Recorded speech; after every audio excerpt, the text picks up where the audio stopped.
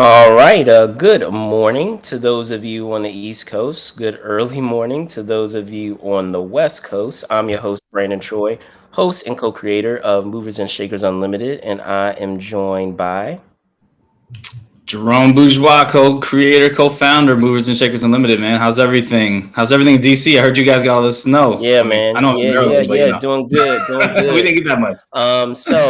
With that being said, guys, thank you guys so much for joining us for this episode of This Week in Review, the show that we do each Saturday that gives you the rundown of the goings on in the entertainment industry, if you will. We understand that those of you out there, things can get really busy, so we try to get you up to speed of some of the things that have happened in the past week.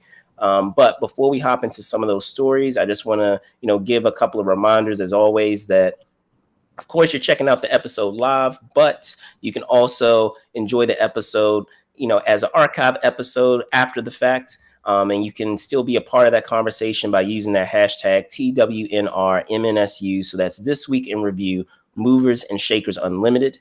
And additionally, you can also be a Patreon supporter with us if you enjoy a lot of the content that we have here. It helps us out a great deal in terms of some of the other tools that we use to provide, an awesome show for you guys. So here's the link just down below. And with that being said, I want to give a shout out to our Patreon supporter, Joelle Bourgeois. Shout out. Shout out. Waiting on it. Shout out, sis. Yeah. No, she's been supporting us, so I appreciate it. For sure. For this episode 48. Episode 48. Almost a year. Episode 48, for sure. All right. So hopping into our first story for the week, and this should come probably is pretty obvious by the look of our poster here, but news dropped this week that there is work being done on a sequel to Mortal Kombat. So in a story that was shared in Variety, a sequel is indeed in the works at Warner Brothers and New Line Cinema. Currently, right now, Jeremy Slater, who is working, provided his talents to Moon Knight, is being tapped to write a screenplay for this film. Now, as it stands, we don't really know any details about where the story may go. But I mean, the original film provided some I would say a good foundation of where the story could go, and how it ended is set up the introduction of a MK or Mortal Kombat universe favorite. So, Jerome, you hear this news. What are your thoughts? Yeah, I mean, it sounded like, this seemed inevitable. I mean, I was looking it up. It looks like they spent around 55 million to make Mortal Kombat. So, I mean, even with pandemic times and releasing on HBO Max and in theaters, it still did decently worldwide. I think it's about like 83 million around that. But I mean, you also got to remember subscribers on HBO Max and all the ancillary revenue. So yeah, I mean, it's inevitable. I mean, it's not really a big budget film, and it's the video game and the branding of that is what sells the film. And we haven't had a Mortal Kombat movies before that. I think the last one was in 97 or something, or 97. Mortal Kombat Annihilation. I remember that. And then they had the little series. But also, yeah. So to me, I mean, like, yeah, I think they should bring it. I mean, I think to me, it sounds like they probably were thinking of doing like a trilogy at least. And it seems like in the article that it's all based on what the fans want, and obviously people wanted to see this movie, so a sequel is warranted. I think, I mean, obviously I don't think the first one was perfect or nothing, but I still enjoyed it, and I thought it was a good fresh take. I mean, of course there was some room for improvement, but I do like the hard R, and that they were doing, the tone was what it should have been originally, because it's an R-rated video game. I mean, let's not get it twisted. Mortal Kombat was the R-rated version of Street Fighter 2 back in the day, from our generation of playing, those video games, those fighting games. So to finally see it come to fruition and make it more, it seems like the story is a little more, to me, it's a little more compelling and interesting. And like I said, the tone is right. But I do think, like, yeah, they have room to really make the second one better and actually have the tournament because I mean they were fighting in the first one, but there wasn't really like the actual tournament yet. So, and I want to see who they cast as Johnny Cage, because it'd be funny if they actually cast like if they have like Van Damme in there somehow, because you know Johnny Cage is based off of him basically.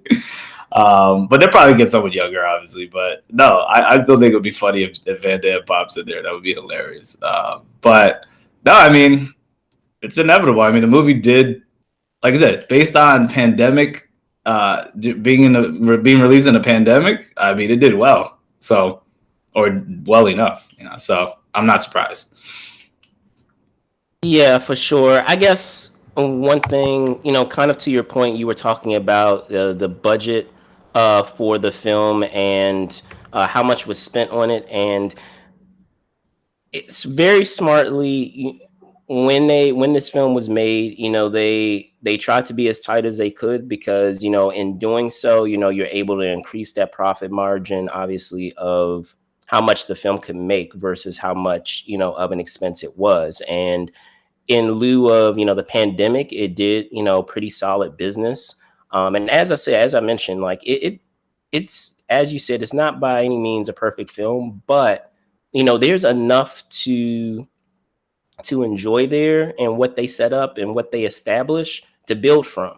So, you know, I'm very much looking forward to see, you know, what they do to carry on with that, because there's a lot of potential there. And to, you know, speak further on that, I mean, it's even commented in the article itself of you know, what the potential is there. But I mean, just in terms of like the different genres that you can play with, I mean, there's some horror elements that are in there with some of the characters that you have that are, you know, in terms of what they're capable of and what they can do. There's a great deal of like horror elements in there. There's a great deal of, you know, sci-fi elements in there with what you have with, you know, different universes and different worlds, and being able to travel, you know, from one world to the other. But I'm just interested to see, you know, what they're able to do, and also, like you said, who they place in those roles. I know right now, as it stands, they're saying that it's still not confirmed if the director will be back. But if I would say that with the foundation that's set here, in my opinion, I would like to see, you know, that filmmaker to come back and to be able to build off of, you know, what they've established in this first film. But do you have any last thoughts before we move on?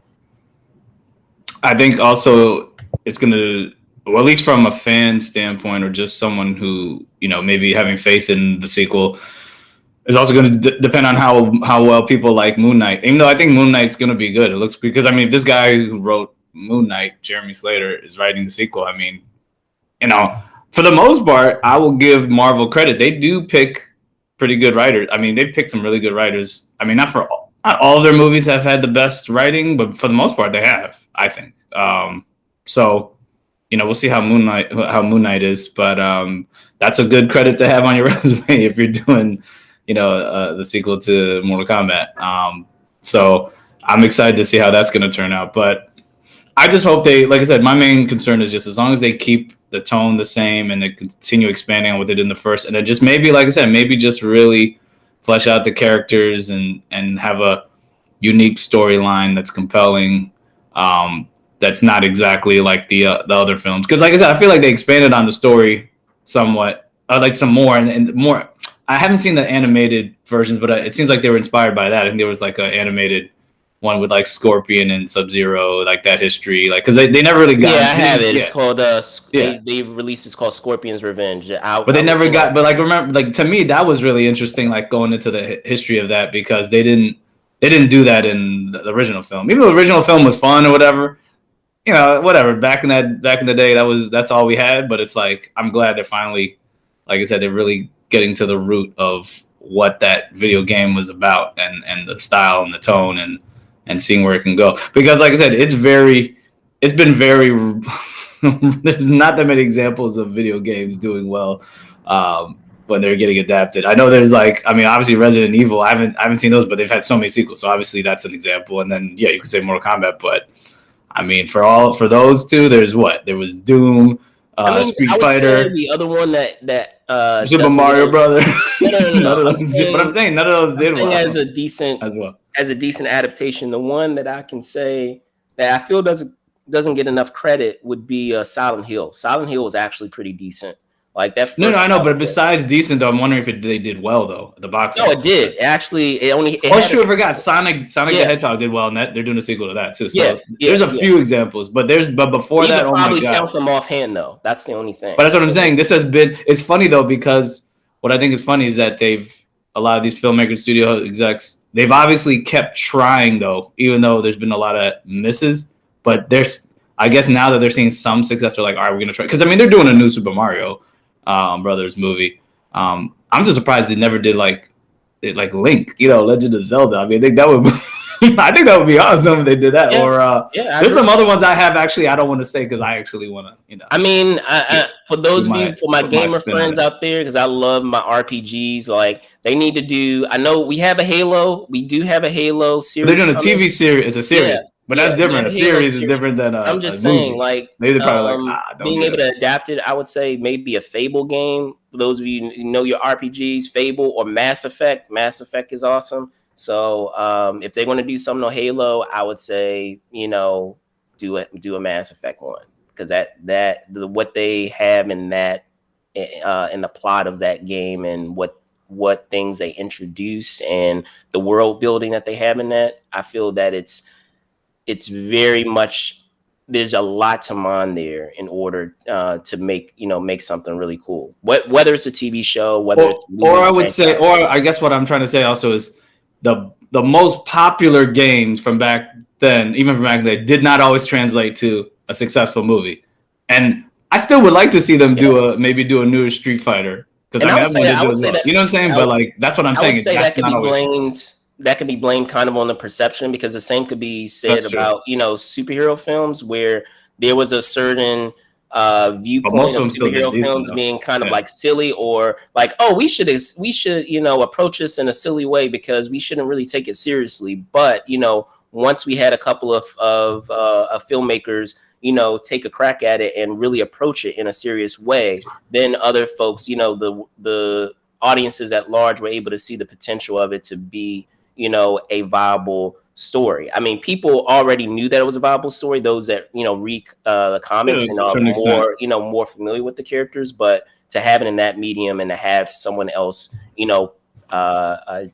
adapt it respectfully, I should say, I think that is the key. So, I'm still putting a caveat. Like, I understand what you're saying, but I still think the caveat is something about like the superhero movies, even the ones that were adapted like not as well, they still did better than like I said, even Batman Forever, which people don't think is the best one, that did well enough to make Batman and Robin. It wasn't as, you know what I'm saying? Like Street Fighter, there was no Street Fighter 2. There was no Super Mario. They just were boom. So it's interesting. It felt like there seemed to have been some sort of like maybe recognizable. I don't know what it is, but maybe it's recognizable IP. Because I mean, there have been stuff. That's what I'm saying. Maybe probably because these comic books, they've been around longer, so maybe people are still going to check them out regardless. Because even with the Fantastic Four film, I still enjoyed the original too. But the first one did well enough for there to be a sequel. That's what I'm saying. Like I said, there was no sequel to Super Mario Brothers, no sequel to Street Fighter, no sequel to what else? There was like a few. I can't even remember. Well, Doom, I thought, so. But it's interesting to me. I just think it's interesting now. It seems like some of these video games are starting to hit their stride. Like, I haven't seen the Sonic movie, but it obviously did well enough for a sequel. This Mortal Kombat film did well enough for a sequel now. And I mean, obviously Resident Evil, that one, they keep going. So, but anyway, that's just something I wanted to say, because I just find it interesting now that video games some of these that do well might start a new era of a trend of successful video game adaptations, or maybe it's just a fluke, a few of them, but we'll see. Anyway, that was just my 2 cents. That we will. All right. So in a news story that made the rounds this week, and I know Jerome is waiting in the wings to rave about this project. But as I said, this week we had news that Luis Guzman will be joining. I'm sorry? Luis Guzman. But anyway, it's all good, man. So, That's his name. Luis will be joining an indie film known as Miles Away from Jackie Quinones. So, Jerome, I know that you are close to this project based on the folks that are involved. So, care to share your thoughts on Luisa Guzman joining this indie film? Yeah, no, I just thought this was. I mean, of course, I am friends with. I know, full disclaimer, I'm friends with Jackie Quinones. I've been friends with her for a while. So, when she told me about this project and she sent me the link or she posted it like on Facebook, I was like, oh, cool. Let me look into it. I was like, no, that's great. I mean, she's been acting and producing short films for a while and working on other projects. And she was even in the music industry before. I think she worked with Puffy back in the day. Yeah, I'm just happy for her. And also, like I said, this ties into what we were talking about. I don't know if it was maybe last episode or a few episodes ago, how we're talking about projects about Latinos and Latinas that are not focused on the drug cartel world. I'm just glad to see that. Like, yeah, she's making her directorial debut.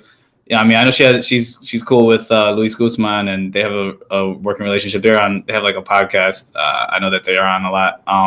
But it's just good seeing that, like, this type of film is being made. I know it's an indie, but yeah, I mean, with the storyline, how it's focusing on a rideshare driver, I thought that was interesting. That's like a perfect setup for like making an independent film, very practical.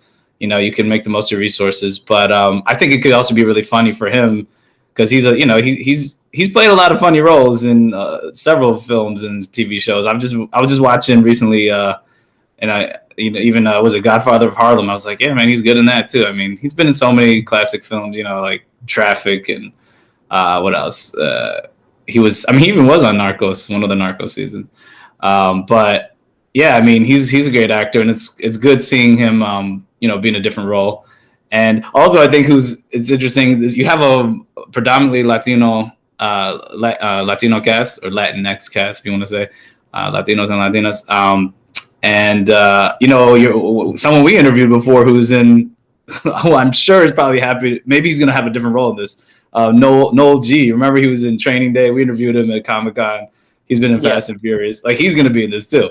So I'm wondering if he's gonna have a different role though, because I know he always plays like, obviously he gets typecast as like the cholo or whatever, but like the thug or whatever. But no, I just thought this was interesting, and also Jackie's gonna appear in this. And what's great is like she wrote, she's writing, directing, she's producing this. And like I said, I have to shout out for fellow filmmakers who are also Latin American or Hispanic, and she's Puerto Rican, so you're gonna get a different perspective too. It's kind of similar to what I was saying before. I'm not, like I said, I'm all for supporting Latinos making, Latinos and Latinas making, making projects that give a different perspective that aren't stereotypical, or just give you a different, a different perspective within the community, so it's more diverse instead of, like I said, just a certain world, like the drug cartels or whatever. But also, it is true, we do see a lot of like films that are made by like Mexican American filmmakers, which is cool. It's great because I like to see that world. But like I was saying before, those aren't the only Latinos and Latinas in this country. Like, we have, you have Puerto Ricans. Like, my family's Venezuelan and Trinidadian. Like, there's Dominicans. I mean, you have Cubans. There's a lot of different countries out there that they're similar to speak Spanish or whatever. There's similar cultural elements, but it's still different. And it's nice to see you're getting a different perspective. And like I said, the more of these we see, you're going to have more change in Hollywood. You're going to have more people making these films and getting them distributed. And also, we got to support them too. So, I'm glad for her that she's making her directorial debut. Shout out Jackie. And yeah, I'm excited to see when this comes out. And I just want to highlight that and shout out like our other, fellow filmmakers who are making it happen. And, also if it's an indie film on on a shoestring budget or whatever budget, like, the fact that she's able to get Luis Guzman and get this cast in there, I think is great. And I'm excited to see how it's going to turn out. So just want to put that out there. And like I said, she's also an actress too, so she's going to have a role in there. So I don't know. Yeah. I don't know what some of your thoughts are. I just had to, like I said, I just feel like it's always good when we try to support. No, I get it, man. I get it, man. Like you want to, support the folks that you have been around them, grew up with them, and in a portion of your career, whether it's as a youngster, as you're in your college days, whatever the case may be. And I would just say that just with a project like this, I guess the one thing that and you've already commented on is being able to provide a distinct perspective, and in you commenting on all the various cultures, making sure that everyone has a voice, and that things aren't just condensed down into one into one perspective. So like in the case of this film, of having someone who is a minority representing a minority, and I mean, from what I understand in this story, that it's a dramedy. So there's still going to be, while there still will be moments of levity, there will be moments that will make you think and will have something to say. So I'm definitely interested in checking out what this project turns out to be.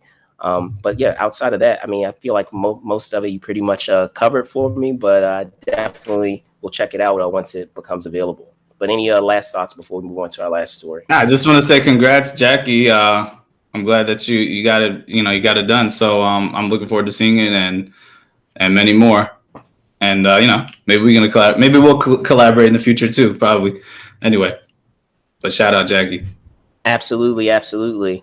All right. So in another story that made the rounds this past week, there was news that Lionsgate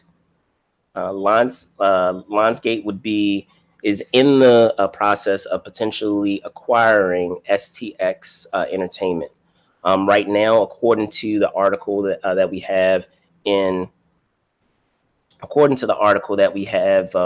Hollywood Reporter, so hat tip to Hollywood Reporter, the deal, if it comes through, would effectively unwind a sale announced last month to a private firm known as Najafi Companies for $173 million.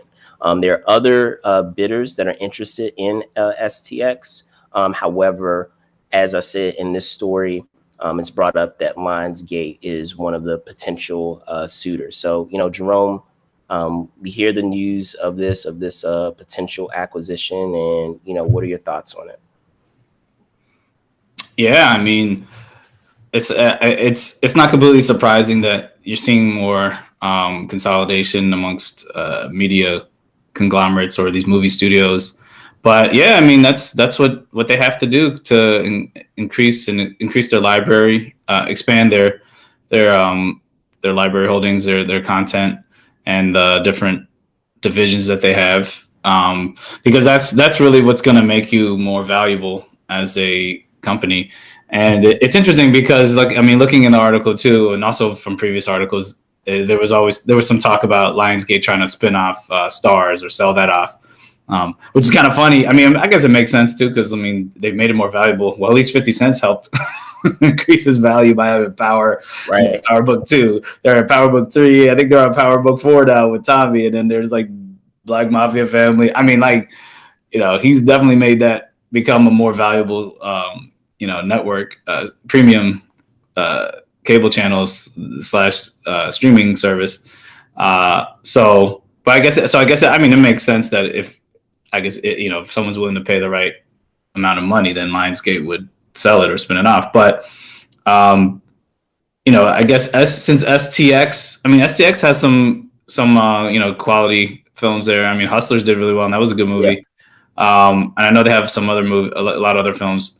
So yeah, I mean, and I think for the price too. I mean, Lionsgate has money. I mean, come on. I think it was like, it said what, 100, it's like 163 million or something like that. That was the possible price that they were spinning out, selling for 173 million. Yeah, equity firm Najafi companies. Yeah, it says they announced that they were. Yeah, that's how much the sale would be for. So, yeah, I mean, this is pretty much what everyone kind of has to do to compete now as much as possible.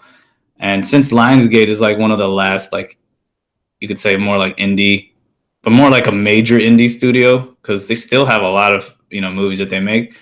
They have to, they're gonna have to consolidate as much as they can, and to be more, to gain more leverage in the market, because you're seeing this with all, we saw this with what was it, Amazon acquiring MGM, and of course Disney acquiring 20th Century Fox.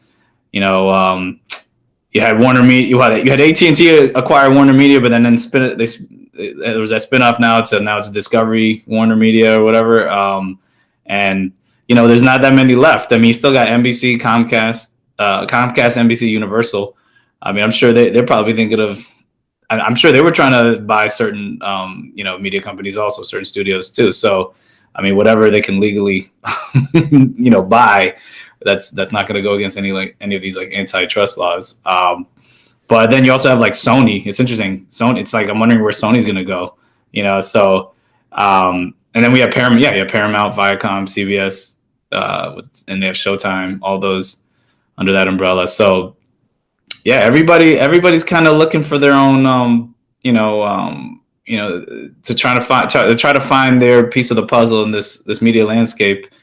And like I said, if you're not doing enough to put yourself out there and demand people to watch your streaming service, like with whatever you're producing, like you're gonna have to buy it. You're gonna have to buy whatever's out there, and so people are gonna have to go to your streaming service or your network to watch that movie or watch that show or watch whatever. I mean, and like I said, I wasn't even mentioning the big tech players, well, except for Amazon, but that are just doing it with straight up money, same thing, like making their own, like with Netflix or Apple or, I mean, even Facebook to a certain extent. And we were talking about Roku. So, I mean, you have all these players. So consolidation is definitely something we're going to probably see a lot more with these companies. What I think would be interesting is like if one of the big tech companies tries to buy another company. Like I know people were talking about, I know there was always a rumor of like, maybe Apple might buy Disney, which I don't know about that. but you never know. I mean, maybe they might buy NBC, Universal, or Comcast or whatever. But I mean, these are huge companies, and not everybody wants to. We also have seen that not everybody wants to get into the media business to that extent, because it seemed like AT&T didn't want to, deal with. They had enough issues with their own in the telecommunications business to be like, we don't really want to stay in content as much. That's why they kind of.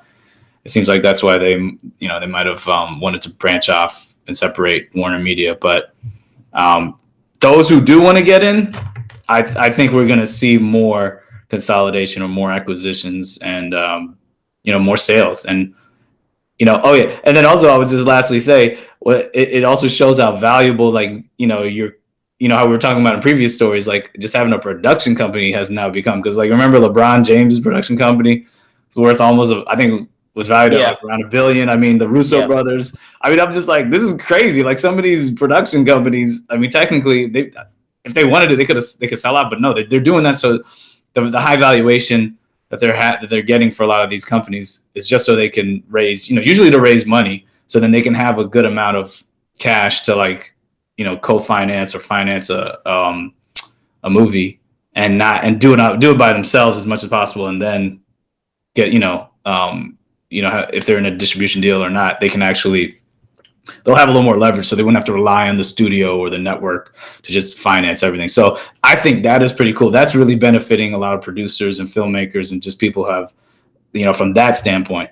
But it's kind of like these like medium-sized movie studios and TV network, something like even though Lionsgate is still pretty big, they're not as big as like, like a Netflix or, Disney or Amazon. Yeah, I mean, the world is a tech company, but like for the media companies, like, so, you know, they even got to figure out like, hey, do we need to expand some more or not, or should we sell off? So I remember I was hearing that because the Saw movies were doing so well, I mean, these could just be rumors too, but like I remember I was reading some articles where they were talking about how Lionsgate, I think, was trying to sell back in the day. They were trying to get acquired or whatever, but they kept having a lot of hits with like the Saw movies or whatever. They just kept being doing well because they're so cheap to make. So they're just like, all right, well, let's just keep cranking these out or whatever. And it's just like, I just thought that's funny. But they really have that market down a lot, specifically like the lower budget, horror films, or, some of these like the Tyler Perry films that they collaborated on. So, I mean, I just feel like we're going to see more of this, but it's just interesting to see what's going to transpire when it comes to consolidation or acquisitions. And lastly, it shows if you can build a good library of films and TV projects, regardless of however you did it independently, it's valuable. Like eventually someone's going to want to buy it because, people want to see good quality movies or TV shows, content, documentaries, whatever. And, it's timeless. You can show it on TV later. You can stream it, whatever. Like these are timeless assets, especially if they're successful and people really care about the franchise that you've maybe created or the whatever, or you have certain actors or people just like those films or those projects. So they're valuable. And look at the price tag for some of these sales. So it is pretty interesting. I mean, I'll comment further on something that you said, and you commented on just the trend that, and we've talked about this on a couple of shows, but just that idea that we're seeing, I feel, a shift in the type of content, that we're getting. And, it's also been commented by creatives who are, in the midst of this and in the middle of it, of this trend or this shift. And just that idea of there's not really anything that's kind of like the mid-ground, projects that have, those types of budgets. It's either, super cheap or really expensive. There's no in between, as much as we, saw even, I want to say even maybe five years ago. So it'll be interesting to see how that trend continues and if we'll ever get those kind of middle tier projects that have those types of budgets going forward. I mean, obviously, due to the circumstances right now, you can see how it would make sense to either make something that is cheap that you can make on the cheap, or something that is a recognizable enough. We were just talking about IPs, something that's a recognizable enough that even if you're shelving out a lot of money, it's worth the risk because that you're going to earn that back and then some. So, it'll be interesting to see what comes of this. I know, just as I was mentioning before at the top of the story, that there are some other suitors in there. I'll be kind of interested to see who those other suitors are. So maybe as the story develops, we'll get some information or some details about who, perhaps some other folks are. I know right now, one of the major ones that they had discussed or brought up or mentioned is Lionsgate. But who knows? There might be some other folks in there that, are just as comparable, if not larger, that are looking to add STX to the library that they have. So, but did you have any last thoughts before we hop into our headline story? Yeah, no, I was just one thing I'll just say, but piggybacking on what you're saying, yeah, I completely agree with the those types of projects that we're going to see. Yeah, like I said, depending on the budget, but I still think that's just specific to like theaters, like that mid-budget thing, because I feel like for the streamers, like that's not an issue as much because they don't have to worry about box office. So that's the difference. But yeah, I think theatrically, you're not going to see we've been seeing this trend where like I said, anything over like probably 25 million, 30 million, maybe max. That's between like 30, it could be like the 30 million range to like 100 or a little bit less than 100. That's not like a big, branded IP that has that built-in audience. That's something that can do well in theaters. They're not really making for theaters anymore. I mean, it's more for like streaming services or online or TV.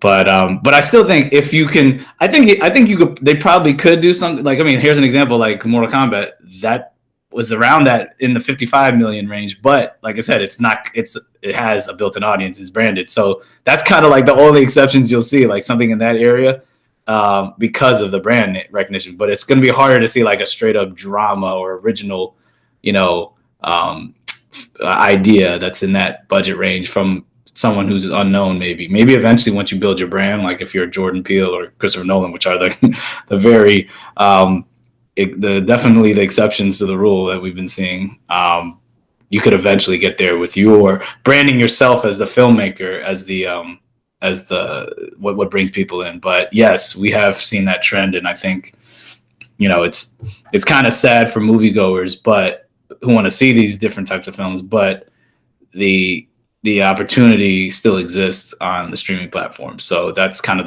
that's pretty much the reality. I feel like a lot of filmmakers have to just, you know, adapt to. But you never know. Maybe you might see another studio, you know, like Lionsgate or I don't know, that might take a chance on those types of films. Who knows? But it's the opportunities are definitely changing for those mid-budget films that aren't IP.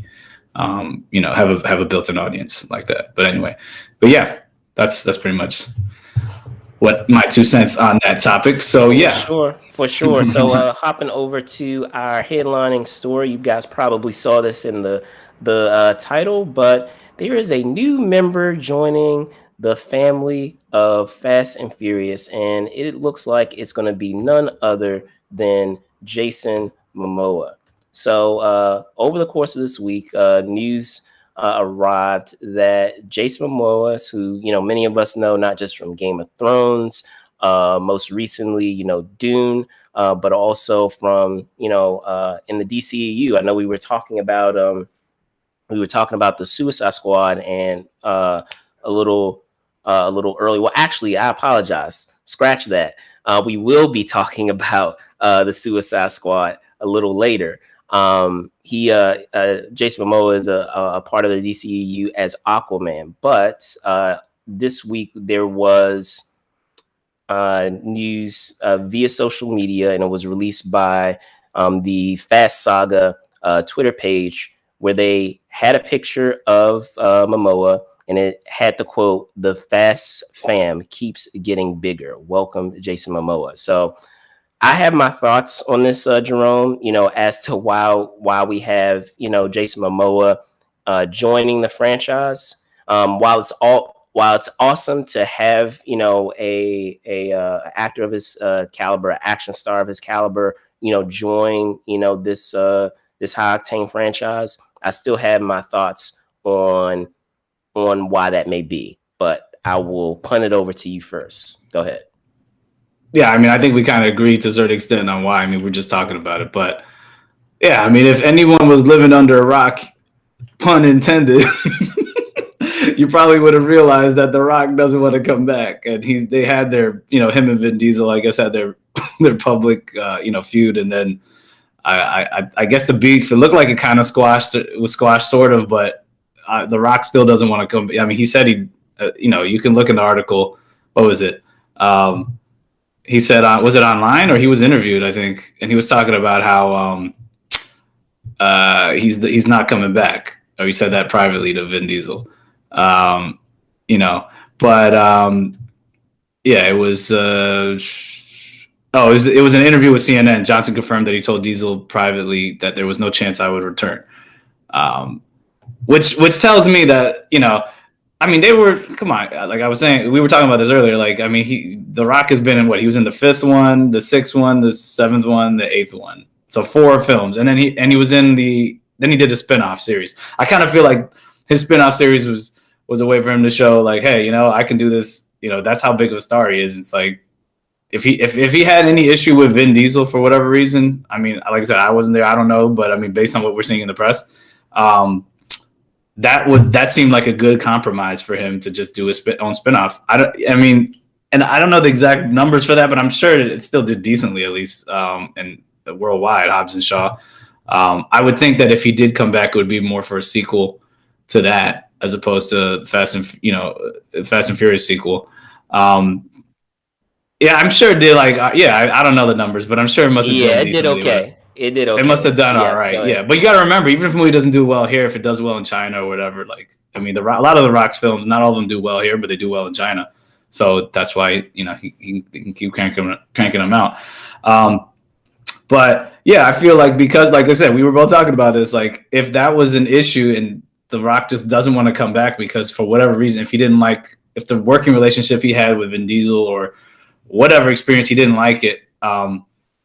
Like I said, The Rock, he doesn't need the Fast and Furious franchise. He's like the biggest star on his. He can go make 10 movies where he's starring in them and they'll do well for the most part. He's Black Adam now. I mean, he has a whole bunch of other films that he's in that do really well. So and he just signed on. He's doing 2 sequels. I'm sure he's gonna come back for Red Notice. They're doing back-to-back sequels for Netflix. I mean, the guy has got work for years, and it's like he's doing fine. And he has a Terramana, company, and he has like an energy drink with a Zoa, and then he's also rapping on the side. And he had a TV show. I mean, the guy is I don't know how he has time to sleep. So he doesn't need this franchise. I feel like I said, The Rock was added in there to enhance it and make it better. And like I said, the franchise doesn't necessarily need The Rock to be in there, but it was interesting. Like, I like to me, and you probably agree, those 4 entries in the franchise were to me, those are probably some of the best ones. Yeah, those probably were the best ones to a certain extent.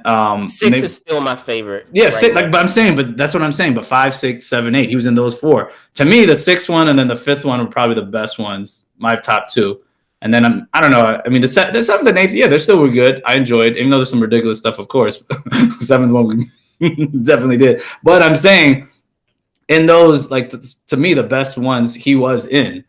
But it doesn't matter really what I think or what you think. If you just look at the number, I mean, the producers and the people greenlighting this at Universal, they're not looking at, they don't care about what we think. They're looking at the numbers. You just look at the ones who did the fact that we're on the 10th, they're on the 10th installment shows how they just keep making money. They keep, I mean, from 2001 with the first one, which was basically a Point Break ripoff, did well enough to just keep going, and you keep having all these sequels. Okay, they had to reinvent themselves in the 5th one and made it more like an Ocean's 11 meets Point Break or Fast and Furious type of film, and that's kind of where I thought it got more interesting. But like I said, people are primarily going to see. They like these fast cars, they like the racing, and then yes, they like this. They do like the cast. But some people come in and out, and these movies still do well. So I think, I don't know, for Jason Momoa, yeah, I think he probably is trying to fill that void somehow. But I just think it's funny. It's is he going to be maybe some other brother or relative to Dominic Toretto, or maybe Paul Walker, or maybe he's a relative of I don't know, Dwayne Johnson, because he's I know isn't Jason Momoa, he's I know he's mixed, so isn't he he's part Pacific Islander, I think, isn't he? I think he is. Just I would have to check. I mean, I'm not gonna be, I think he is, but I mean, anyway, that would be funny though, because I don't know. I don't know if they would do it, but it would be hilarious if somehow they killed off The Rock's character and then maybe he's trying to avenge his life or something. But I mean, I just think it's just hilarious when they keep going for those story those different storylines. Yes. But I mean, but I feel like that's been so played out. But my thing is, look, I'll just be straight up with it. I don't care what. I don't care if Jason Momoa is in it. I don't care who's in it. My main concern is this. There's 2, they're saying that there's 2 more left. Well, I believe that when they stop making, because they keep saying that, or that whatever. It seems like there was always, this is the last one or whatever. BS. Once these next 2 come out, I just feel like if these are technically going to be the last 2, they need to make these last 2. I mean, I know it's not going to be at the same level as the last 2 in the Infinity Saga of Marvel, but they need to think about it like that. I feel like, because I mean, some of these sequels, I felt like they're just bringing in characters and they're just adding, they're doing whatever they can. They're oh, let's do another crazy stunt. Nah, I feel like they really got to think of it. It sounds like it just seems like it's I mean, it's become the it's become like the formula where it's all right, we gotta have the cars. We gotta have something. Maybe bring in a new star. We gotta have a rapper. And one, if you notice, every entry had like a new rapper or had a cameo. I mean, that was their thing. It's funny. The person who got screwed the most was Ja Rule because he was only in the first one. He's probably like, man, where's my check? Anyway, but you see that trend. You see the things with they're like, what could be the next big stunt, the next big crazy, stunt with the car that we can do, setting and maybe twist or whatever on there. But, they just add those elements and then, they're trying to, I mean, it seems like they're trying to make it seem like there's this big, this underground organization, I guess with Cypher or whatever. And maybe that could be cool. I don't know. But I'm just like, if you can't outdo what you did in some of the other ones, like with the explosions and all that and the cars and just ridiculous stuff, which was like, to me, that kind of like took me out of some of the sequels where it's like, all right, this is just getting so ridiculous. I feel like they just got to have, if they just have some really good, interesting conflict with some of the characters and that also makes sense in the story. Because I do feel like we were talking about this after the 8th one, remember, with the whole idea of like, how they teamed up with, was it this is Jason Statham's character? What was his name? Was it Shaw? I guess, yeah, Shaw. yeah. And it's like, how are you teaming up and you're like cool with him after you killed your boy? You killed Han, and then you find out. Spoiler alert! You should have whatever in the last one, and you saw in the trailer like he's not really dead, Han. But it's like stuff like that to me I call that like the Saw. It's almost like the Saw syndrome, where it's like, oh, we don't even know how this is. We don't know exactly how this is going to end. We just make it up as we go. No. It's like we know how this is going to end. We know how the first one's going to end or the second one's going to end. But then we want to make a sequel. We don't know how we're going to make the sequel work, but we're going to figure it out and just. And I feel like it kind of went into that direction, and they're trying to like explain why certain plot holes or certain things didn't make sense in a sequel. So it's almost like you have to watch that sequel later to be like, oh, that's why. Go figure. But Jason Momoa, I mean, I don't know. He could be any one of those characters. I mean, I just feel like if you're going to bring in someone else, like I just hope that the connection to the other characters really makes sense, is really compelling, and is interesting. And it's like a different type of conflict, because I feel like they've, like I said, if you want to break down each sequel as much as possible, like the first one you had, like I said, straight up Point Break ripoff. Okay, you did the Point Break ripoff and moved on. Second one, it was more like a buddy action. They're trying, I guess you could almost say like a kind of Rush Hour.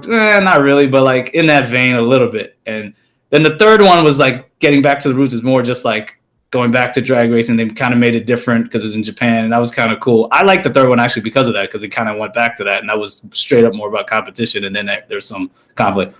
Then the fourth one, they kind of tied it back, like, all right, then they try to make it more like, hey, let's connect. Let's try to find a way to connect Paul Walker to the Toretto family again and have that connection, even though I thought it was all right, and they had the drug dealer or whatever, the drug lord in there. But then the fifth one, they straight up turned it and said, hey, all right, we're going to do a straight up heist film, where we're getting everyone together.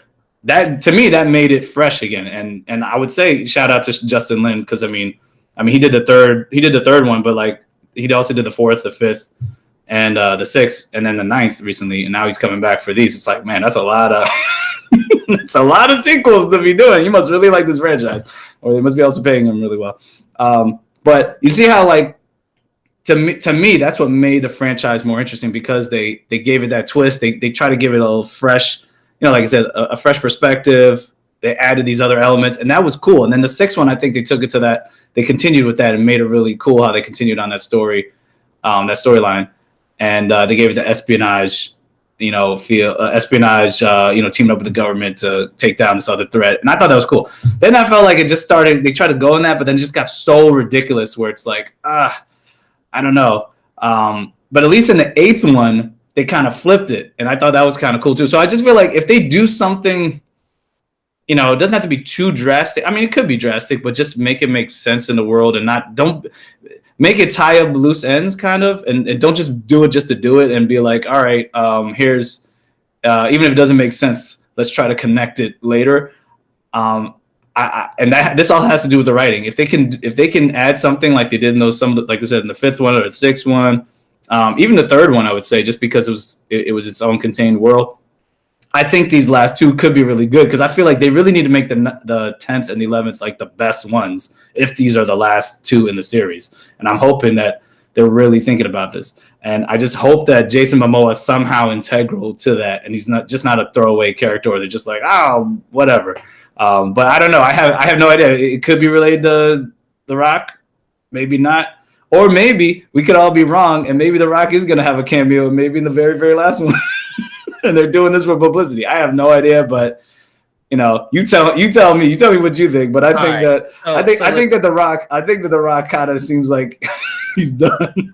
So here are my thoughts, man. Like, and we've talked about this. We talked about this a little bit off stage.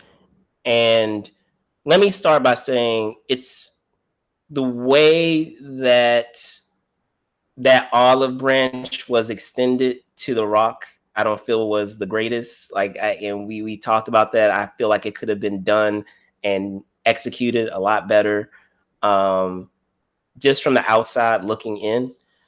And with that said, I feel like if that olive branch that was extended to The Rock to be a part of these installments was done and executed a little better, I feel like he might have, been open and receptive to saying, okay, these are the last 2 installments. And I've shared this with you, but I'm going to share it with you guys. He would have, in his mind, he would have been like, okay, we're not continuing this for 4 or 5 films. These are the last 2 films. I want to be able to, help send off this franchise in a great way. There's that. And then I'm going to comment on something else that you said, just that idea of having this universe that they've created with Fast and Furious. I feel, and I have no proof of this, but I feel like they could have found a way, had that olive branch been executed better, mind you, they could have found a way to connect the main films even with the spinoff films. So like you notice, I can't remember the name of the organization, but there's like this very secretive ghost-like organization that we're introduced to in Hobbs and Shaw. And I figured, okay, are they going to try to find a way to connect what's happening in Hobbs and Shaw and make it come full circle by having it connected to Fast and Furious? Because if you recall, like for those of you who have seen that film, he says, oh, I'm aware of you. I know your work. Like the character that's on the other end of that screen that's in charge of this ghost organization. He's like, oh, I know who both of you are. Like in referencing Hobbs and Shaw, I know who both of you are, and we'll meet very soon. It would have been cool if maybe, and again, I have no proof of this, but we'll never know now because they'll never likely connect it, is that they had unless it does a cameo. No, but I'm saying they could have had Cypher a part of this organization, and it could have come full circle that, the reason why it's taken so long to kind of take out Cypher is because she kind of has her hands into everything. Like she's a part of this other organization that we were introduced to in Hobbs and Shaw. And so she is one of the orchestrators pulling the strings, not just in the main universe films, but also in the spinoff film. Because if you notice, like in the last Fast and Furious film, I will put this up as a spoiler, but I know the film has been out, but I will put it up as a spoiler again. So spoiler. So I'm about to say something about the last Fast and Furious film that was an end credit scene. It's been out for a while, but for your benefit, I will put up spoilers. So at the end of the last Fast and Furious film, Han confronts Shaw. Yeah, thank you. He confronts Shaw, and they don't say anything. It just cuts off with them opening the door and seeing each other, and that's in credits. Boom.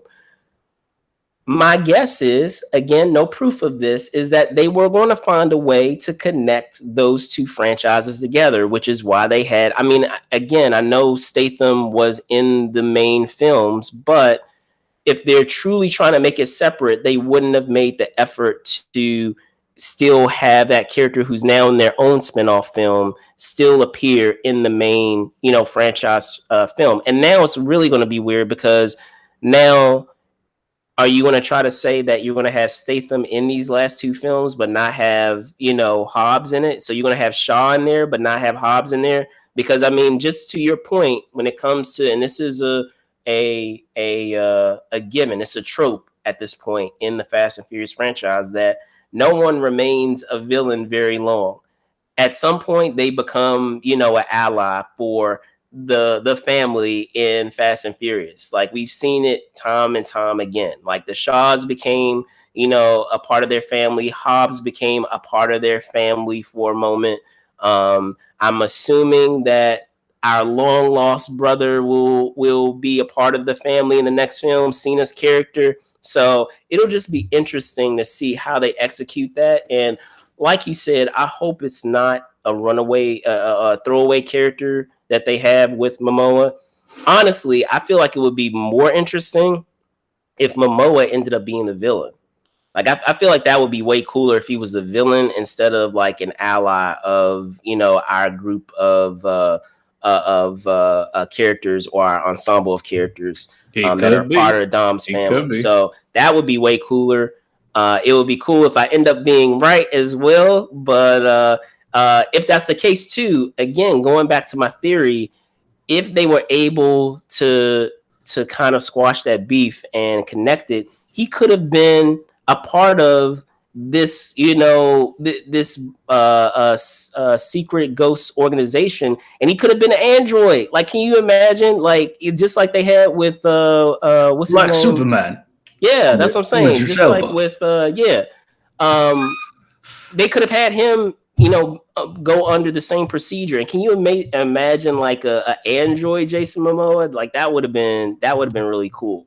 Like he would have had some upgrades that maybe like our villain in Hobbs and Shaw didn't have. So I don't know. Like it's too bad, but it is what it is. So we'll see what happens with it. But to your point, also, I'll close with I hope they find a way to send off the franchise in a fun, exciting way. The franchise has gotten like absolutely ridiculous, like in terms of like, and I mean, taking the time travel like, in the next one. Like in a movie, yes, you try to suspend your disbelief, but like at this point, they're like superheroes. Like they're not even human at this point in terms of this. That was the problem I had with it. That's the problem I had with the franchise. So I hope they figure out and they in the last film they kind of like do a kind of a tongue-in-cheek wink to it, like with one of the characters, commenting on all the crazy stuff that they've survived. But I'm sorry, it's just gotten like absolutely ridiculous. Where a lot of times it just takes you out of the film. But I mean, I'm loyal to the franchise, so I mean, I still am interested to see how it's going to get sent off or close out. So we'll see. But do you have any other thoughts before we get to our actual? No. I just want to correct some stuff too. Make a correction on that. But go ahead. No, that's all good. No, but actually, just saying, Hobbs and Shaw, they spent $200 million, but it made like $759 million worldwide. Yeah. So no, that's it did well. I wasn't sure how well it did, but no, I didn't know. I just wasn't sure because I'm saying like, why wouldn't a sequel be fast track? I mean, I know The Rock is busy, but still, I mean. I don't know. Maybe they did mention it, but I'm sure they would probably make a sequel. Because like I said, I don't think that just because that's why I don't believe that this franchise is really completely over when they say 10 and 11 are going to be released. Like, I think they'll probably just keep doing it at the main films. So whatever. They say, man, I thought the third one or the fourth one was going to be the last one. I mean, you know what I'm saying? I was like, oh, there's the fourth one. Oh, there's the fifth one. They just keep popping up like, it's like whack-a-mole. But what I was trying to say is, they'll probably definitely continue with spin-off films. Who knows? They could maybe always come back and be like, oh, we're going to do another one. I don't know. I feel like this is like Vin Diesel's like bread and butter to just like, because he produces them too. So, I mean, they make so much money. It's ridiculous. But also I was looking up, I forgot. Yeah. So Jason Momoa, he's of Hawaiian descent. So he's, his what is it? He was born in Hawaii, and his father is of Native Hawaiian ancestry, and he has stated in interviews his mother was Pawnee ancestry, along with German and Irish heritage. This is according to I'm looking at Wikipedia, but regardless, I'm not saying just because of that he's gonna be somehow connected to The Rock. But I'm saying, if you're gonna pick someone like that, I think it's an easier way to connect him to Hobbs. So I don't know. Maybe he could be a rogue. I just feel like it'll just be so it's so redundant and cliche to be like, all right, well, there's a good version, someone who's really good, but then my brother or cousin or whatever, he's the rogue version of me, or he's trying to avenge me, or maybe he's doing some bad stuff, and then we gotta find a way to team up with him. I don't know. All I'm just saying is I hope they just find some other way, some other interesting story element that's not been such a cliche in this franchise or just in general, and just surprise us some more. Surprise us in a good way, not some superhero BS where you guys aren't superheroes or mutants and you got these you fall down, you break your arm and you fall down and you're just like, daddy's got to go to work. I mean, come on. Even though it's funny to talk about, that's, like I said, that's the same sort of thing that kind of took me out of some of these sequels. But yeah, I don't know. I still go back and watch the rest of them, and I will watch the last ones just to see how it ends. But that's what I hope we can see in the last two films. So we'll see. Maybe The Rock might have a little cameo, pop up, and it's all a publicity stunt. So anyway, last story. Yeah. And if you guys were listening, I apologize. I say that the story that I just gave was our main story. But the one that we're going to discuss now is our main story. So it kind of gives you an idea of just how excited I am to, comment on this subject. And it's centered around none other than writer-director James Gunn. So if you're not familiar, with James Gunn, he's directed films, such as Slither.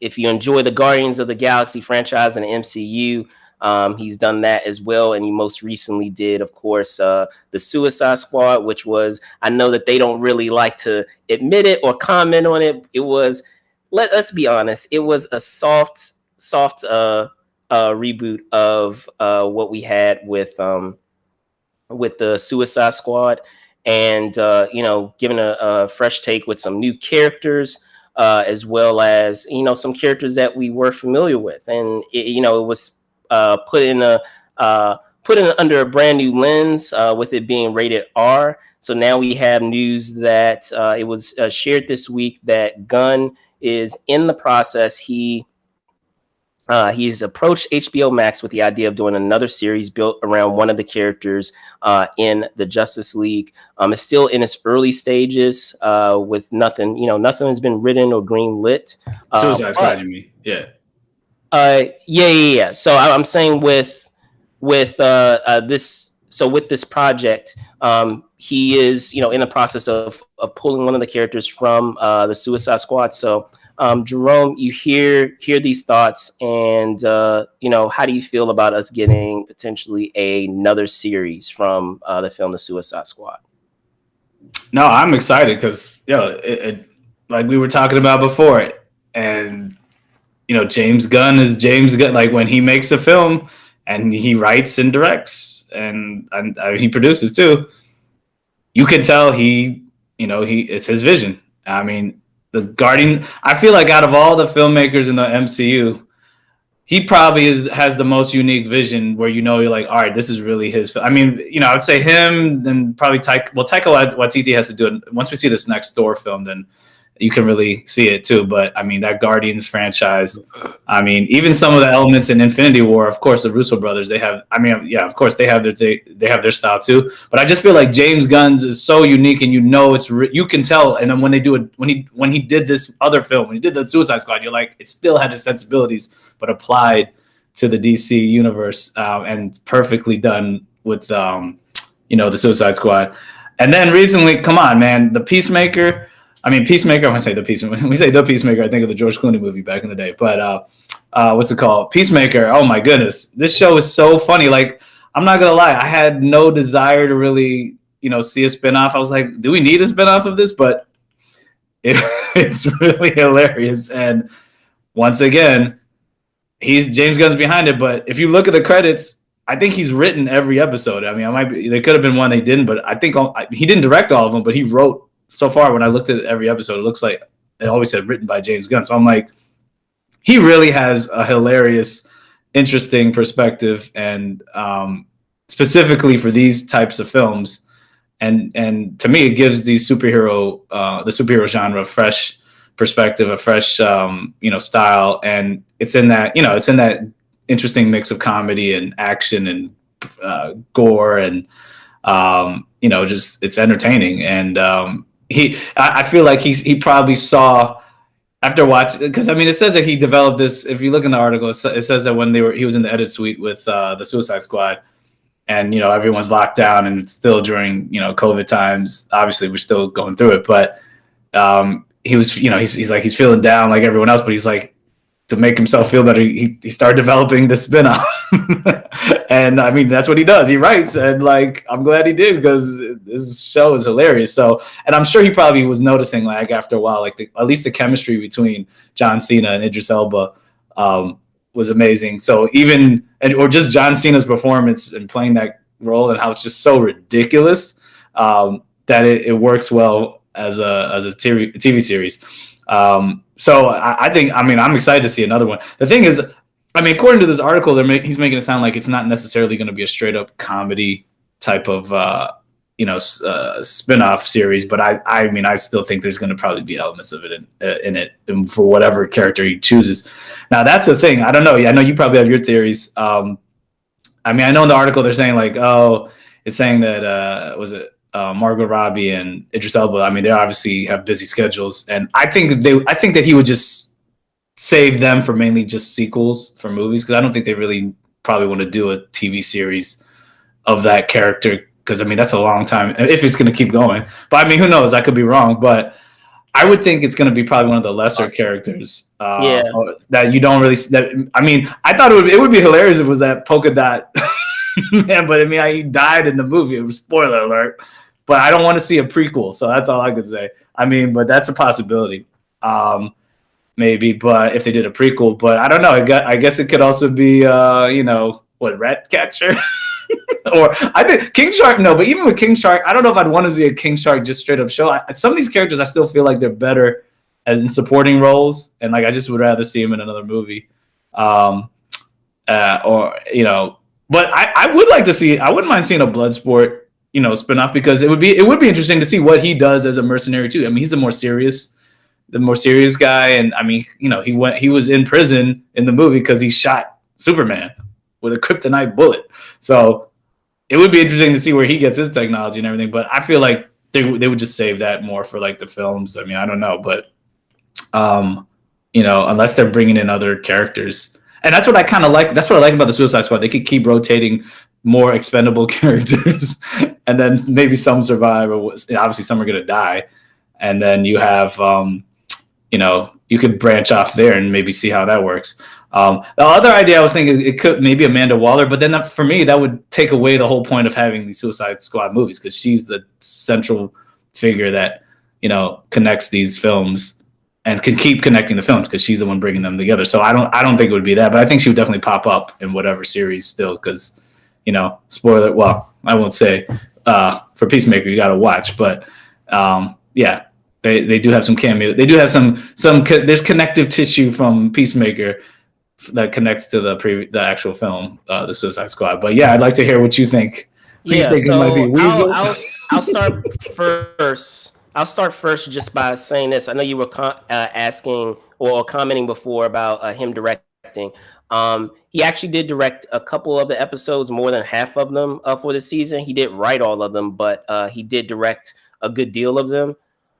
Again, not all of them, mind you. But now with that in mind, I would say it'll be interesting to see what character they do. Maybe they can do, as you said, Ratcatcher. Or, I mean, you just commented on just now, it doesn't have to be something that takes place in the present. It could be how some of those characters ended up in that facility before the events of the Suicide Squad. So, I mean, it could be one of the other ridiculous characters. It could be Javelin. It could be, let me see, what was another one? It could be, what's the guy's name? The guy who connected, what's his name? The M something? Oh, yeah. You're talking Because of about his arms. arm fall off boy. Yeah, so him. Or the detachable kid, but in the comics, it's arm fall off boy. Um, but and they could also do. I'm trying to think the other character, Savant. Like they could do Savant. I mean, Savant seemed the way that they set it up, which is why I liked the film to a great deal.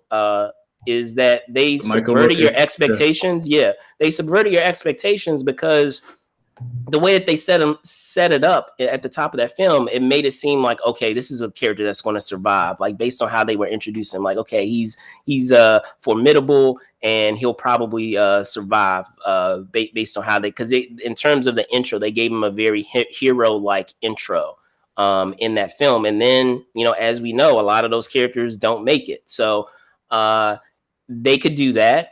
It would be really ridiculous. I mean, in thinking of like characters like Groot, if they decide to make it Weasel, I mean, they could do a show on Weasel. Honestly, I mean, he did. He does survived. stay. Yeah, he survived. I mean, they stated in the article that he said that it's not going to be the same tone as Peacemaker, which is kind of like action comedy, very ridiculous action comedy. So if we were to use, a different genre, maybe with Weasel, it could be something that's like really dark and like atmospheric. Because I mean, based off his background and how he ended up in that facility with the other members of him, uh, uh, with his history with taking out like kids, like that's horrible. So like, I don't know. They may try to do something, with that with his character. Um, I don't know, but that seems like that would be for a whole series. I mean, he didn't but even I talk, so do. I don't know. Yeah, but that means that that also gives you license to introduce some other characters for that character to play off of, and you can introduce it as another unknown like DC character. Because I mean, they're doing that right now with Peacemaker, where they've introduced some characters that not a lot of people know about, like Vigilante, where it gives you a window into having that character without him being the main character, but still having him introduced and what they're about. So it'll be interesting to see. I do agree that for someone like Harley Quinn or Bloodsport. Bloodsport, that they'll probably be saved for a mainstream film, and maybe they'll make a cameo on one of the TV shows in one of the series, but they won't be the main star. So I just find it funny, like with everything trend wise, how things go, where you have one organization or one entity, they introduce something, and then then the other entity follows suit. I mean, we've had all these MCU Disney Plus films, and now we have a similar thing happening with the DCEU with a lot of these series that are being spun off from the films on a streaming service. But yeah, it'll be interesting to see what what character it will be, and it'll be interesting to see, just as he teased, what genre he decides to do with that character. Because I was name dropping some of those films before of what Gunn has done, and he's done some pretty dark films. I know a lot of people know him of his work on Guardians, but prior to Guardians, he did some really messed up, really messed up movies. I challenge you guys to go check out Slither. Like it's a comedy, but it's also a horror film. Like there's some gruesome stuff that happens in that movie, even though there are some parts of it that are funny, like really dark humor. But yeah, do You you gotta have mix it any? up. Yeah, Yeah. yeah, for sure. But he is a capable director who can do definitely can do horror. So I would be interested to see what he does with that. Because I mean, another film which he didn't direct, but I believe he produced. I'll look it up. Is I don't know if you ever saw Brightburn, which is kind of like a dark take on what it would be like if Superman like was actually like went crazy as a kid. Um, No, I haven't seen that. but it kind of deals with those same tropes of a family that wants to have a child. They live on a farm, and like this spaceship arrives just in the same way as it happens in the Superman lore. and they raise the kid, and he starts to develop abilities just like Superman. You know, he can fly, he has, you know, laser vision, all this other stuff.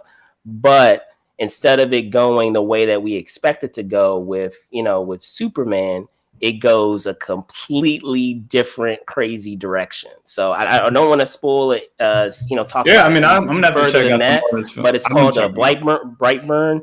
Came out 3 years ago in 2019, and yeah. So I'm looking at it now. Yeah, so it was wasn't directed by James Gunn, but yeah, he produced it. So, but yeah, I'll definitely be interested to see what he has.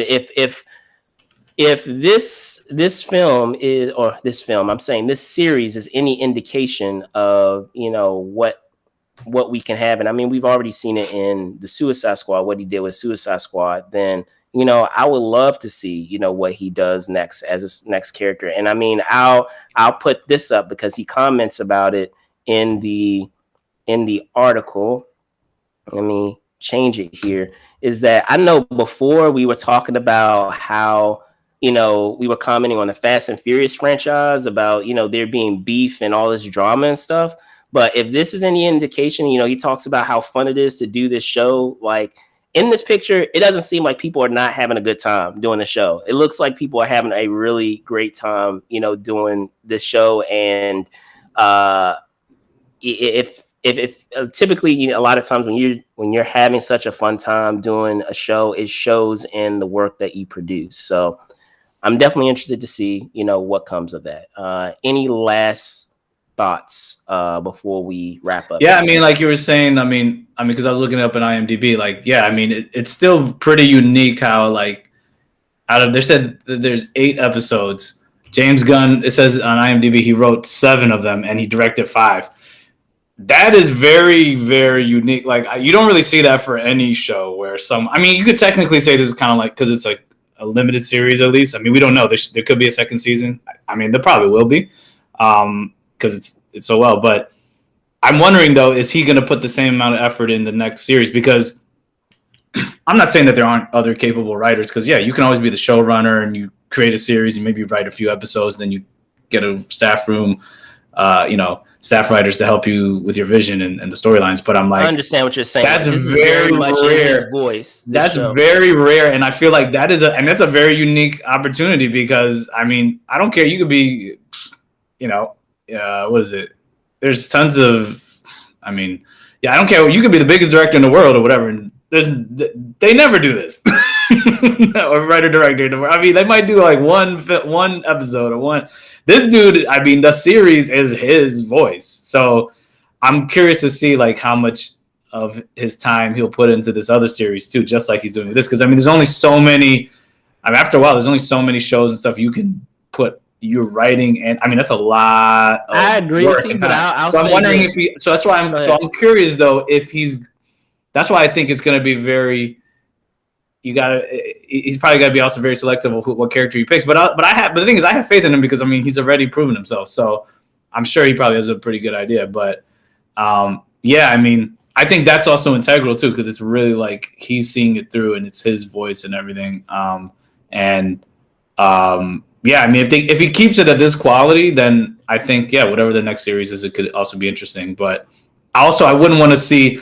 I also don't want to, like, I mean, like he's saying in there, like it's not going to be exactly the same tone or genre. I wouldn't like to just see like another, like, all right, we're trying to do the same sort of thing. So that would be my main thing. Could it still be interesting? And it's not just copying the same stuff, the same style and the same tone. Or just showing us a newer, you know, part of that world that would be worth exploring, because he can do both. He can do if you look at, like I said, you look at Suicide Squad, it's funny, action packed, and there's social commentary, and it's ridiculous, but there's also, so I mean, yeah, and like I said, there's horror elements in his other films, so he's pretty versatile and also putting these elements together in a movie. So it would be interesting to see. I don't know. I have no idea who it's going to be. If it would be. I'll say this. I'll say this, and I mean, you've commented on some of it, but I'll take it a step further. Is I feel like there's something to be said, and I don't believe it's not really commented on here in the article, but you know, just speaking of from the perspective of, you know, creating projects, and you can attest to this, sometimes as you're doing something, again and again and again, it can get kind of still. And sometimes it's good to mix things up and to have an opportunity to do something different. So it kind of helps with you creatively, with those creative juices, so to speak. And, to be able to have the luxury of to not just play in the MCU playground, but to also play in the DCEU playground and to try different things, it only is going to help him more than it is going to be a disservice. Now, to your point, you were talking about a lot of the things that, that he's involved in. He is involved in a lot of things. There are some things that are, coming to an end. I mean, I know recently in social media, he's been posting about how there was a picture that he put up about the Guardians of the Galaxy. Like, Guardians of the Galaxy, for those of you that are not aware, will soon be coming to an end. At least the team, as he states it, at least the team as we know them to be now. So, one chapter of, what he's been doing for quite a few years is coming to an end. So he's going to have, a little bit, not a lot of time, mind you, but he'll have a little more time to be able to invest in potentially doing a new show. So, in thinking of it that way, he might very well be able to, dedicate a little time, even if he's not necessarily directing all the episodes for the upcoming season. He'll still be able to put his stamp on it by writing. I'm saying writing all of those. That's a lot of writing. Like, that's a lot of writing. So I'm just saying, like, when you hear about like maybe sharing writing duties. No, that's what I'm saying. But I'm saying when you hear like Guillermo del Toro, he's directing all these movies and they did The Strain. Like, I don't think he was writing every episode or every. Like, I don't think he wrote every. You know what I'm saying? Like there's even Ryan Coogler. You see Ryan Coogler, he's doing Black Panther 2, and he produced. Well, just because he's producing something, he's not that creativity aspect and the fact that he seems to be having so much fun doing it. I think he can do it. A way to do it regardless. No, I think he can do it, but I'm just saying, based on what he did for the Peacemaker, like that much effort and time, and how involved he was in that. I mean, also because of the pandemic, because he had time to probably write those. I'm just saying it'd be interesting if he's going to do that again, or is he going to be, maybe write a few and then have other people help him out or whatever? Because I mean, even with like Jon Favreau and The Mandalorian. And now with the Book of Boba Fett, like there's other people, like Robert Rodriguez is directing episodes. Other people directing. He wrote some, like they have a team that's really helping with the core creative decisions. As I'm sure they're trying to do other stuff too. So it's not like, oh, I got to spend all my time just doing this. It's like, and also when you see people who are producing stuff or executive producing, sometimes it's not really their baby. They're just, putting their name on it. Because it's something they believe in, and that helps get it going. So I know this isn't the case for James Gunn, but that's how people are able to get away with like, oh, I'm doing all these things. But it's like, are you really the integral creative force? No, it's fine. It's okay. But that's how you're able to do that because, I mean, it's to really put in all the effort to just you being the singular creative voice, like that takes time regardless. I mean, I don't care how talented you are. Like, I don't care how talented you are. And that's also another reason why, like, you see some people who just stick to directing. They don't really write as much or they produce because writing takes time to write. I'm going to say, I still say with that chapter, as I mentioned, coming to a close, I feel like that will allot him, if he decides to. We have no way of how it will play out, at least as it stands now. Yeah, no, I mean, I think he could do it. That might allot him a little bit of time to, dedicate to potentially doing a second season. Now, beyond that, I have no idea. A third, fourth season. Then I would say, comment on what you were saying. But I really hope though, because I know that. I mean, I hope HBO Max got enough freaking subscribers from the Suicide Squad, because it's true. It was really unfair for that film not that being released when it got released and how it all unraveled and how it didn't do as well. But whatever, it's not even really the movie's fault. I hope they still are like, all right, we got enough subscribers, people like it. Let's do a third one. Bring James, because when people when we starting to get really back to normal. I mean, we saw people came out for Spider-Man No Way Home. I mean, of course that's. Spider-Man is Spider-Man. That's hard to compare, but still, people will come out if they really, really want to see the movie. I would like to see him come back and make another Suicide Squad film because I mean, I really think he changed the game. I think, and that's what I'm saying. I think it would be amazing. HBO, Warner Brothers, HBO Max, they would really be foolish if they don't utilize him to do another sequel and intertwine it with these series, I'll take it a step further. I'll take it a step further. They would be foolish based on what they have with James Gunn and what he's done with Suicide Squad. They would be foolish not to make him, just like we have with the MCU, making him one of the architects of their MCU, not their MCU, but their DCEU, and deciding, helping to, come up with ideas. Well, at least for the Suicide Squad part. So I think that would be something, because let's be honest, we don't really have that in the DCEU. They don't really have a Kevin Feige. They tried to, do that, over the course of time. They tried to use Jeff Johns, I guess, or Zack Snyder, sort of, but not really. But those guys aren't. Yeah, they're. But I would say, like, maybe not the same. Maybe the person that they are looking for, the person that they have like working for right under their nose, might be James Gunn. So we'll see. We'll see how it plays out. But with that being said, guys, this is going to wrap up this episode of This Week in Review. I want to thank you guys so much for watching. And before, I give my 2 cents to close us off, I'll send it over to my co-host, JB. Go ahead. Yeah, thanks for watching. You can definitely, see, you can follow me or like, follow, share our information and all of our social media handles.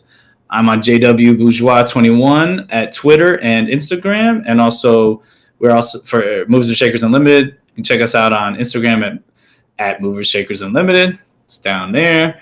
We're also on Twitter and Facebook at Move and Shake UNLTD. You can see it right there, Move and Shake UNLTD. And then also, if you want to support us on Patreon, go to patreon.com/Movers Shakers Unlimited.